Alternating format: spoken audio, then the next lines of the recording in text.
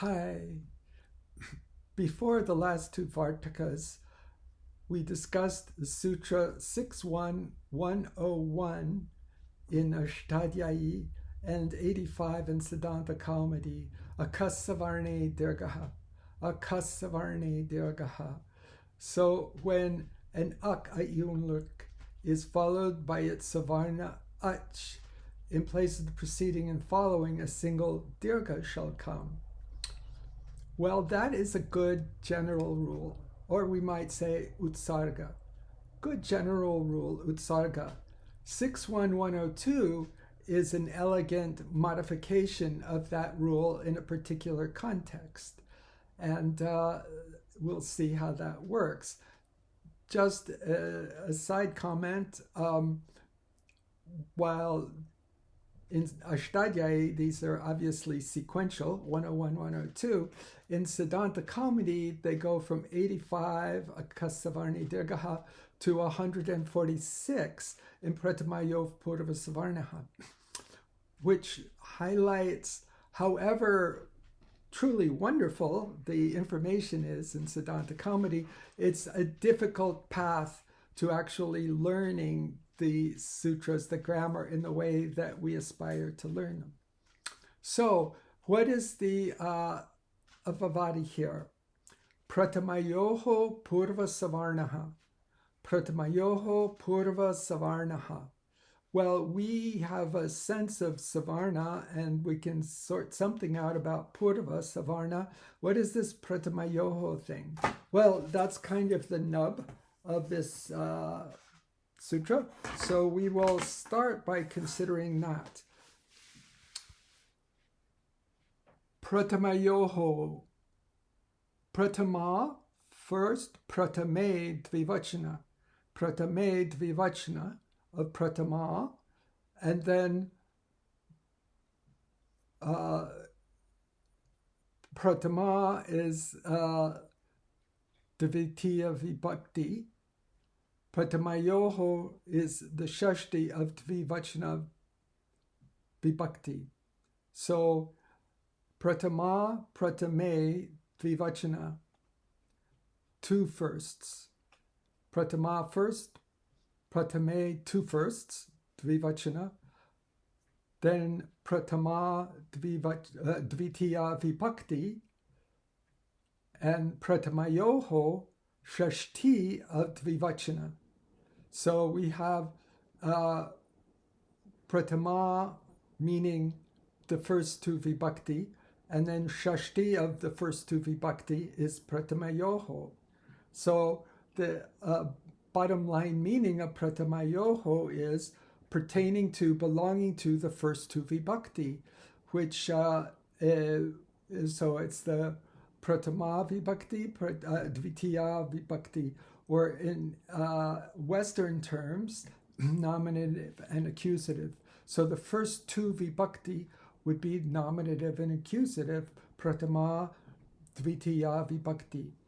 So what is that meaning, the first two of those vibhakti? Well, we couldn't just imagine it. We have to know what it means. And what it means is what are called in the West these days triplets. That is to say, the three endings that pertain to the first two vibhakti of soup. So this is all talking about soup endings. And you may remember our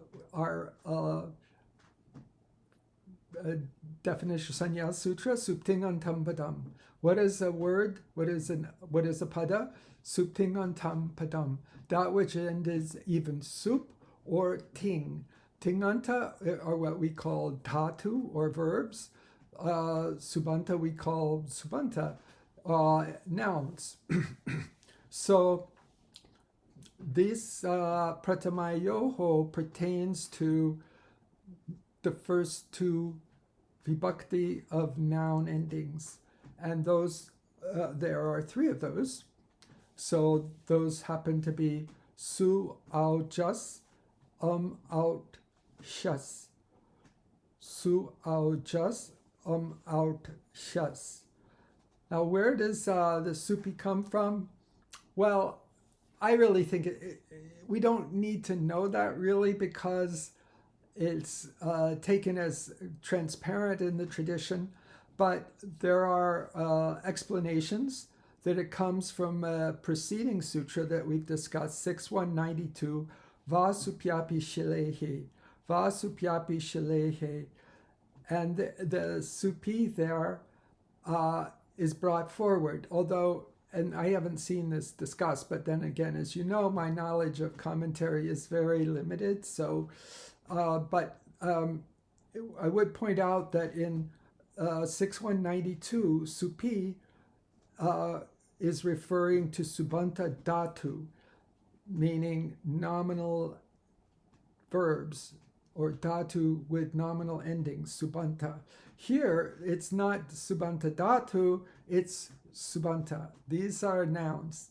So that's the pratamayoho, belonging to the first two vibhakti, and that in turn means those endings that we just discussed. So now we come to the sutra itself, which we're all set for. Pratamayoho purva savarnaha. Pratamayoho purva savarnaha. Pratamayoho purva savarna. Anuvarti is akaha achi purva parayoho ekaha dirgaha. Akaha achi purva parayoho sthane ekaha dirgaha. So that the full sutra would be akaha pratamayoho achi pare purva parayoho sthane ekaha purva savarnaha dirga. Akaha pratamayoho achi pare purva parayoho sthane ekaha purva savarnaha dirgaha. So we can sort that out.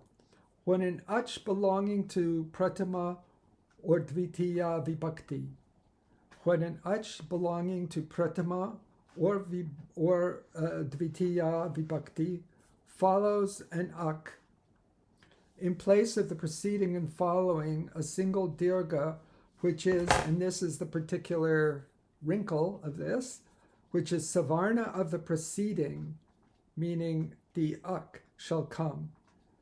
That's the wrinkle here. So just running through it briefly again. Akaha pratamayoho achi pare. When an ak belonging to pratama or dvitiya vibhakti follows an ak, in place of the preceding and following a single dirgha, which is savarna to the preceding ak, shall come. So that may sound a little bit complicated, but in practice it's really not. So here we have an example. Again, the sutra. Pratamayoho purva savarnaha. Pratamayoho purva savarnaha. Akaha pratamayoho achi. Purva parayoho sthane. Ekaha purva savarnaha dirghaha. Akaha pratamayoho achi pare. Purva parayoho sthane.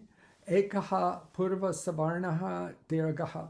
So if we have hari followed by subanta of the pratama or dvitiya vibhakti, here also the vivachana, then, which is au.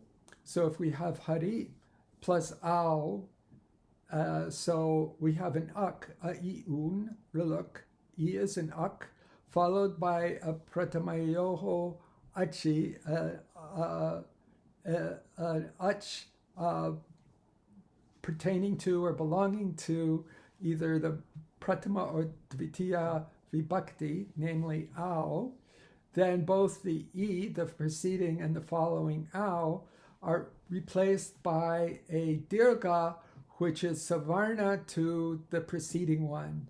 And the closest dirgha to hrasva I is dirgha I. So both I and au are replaced by dirgha I, and we get hari. So hari, that's how hari plus au becomes Hari. Similarly, Sambhu plus Ao, same story, Sambhu plus Ao becomes Shambhu. Shambhu plus Ao becomes Shambhu. And there you go.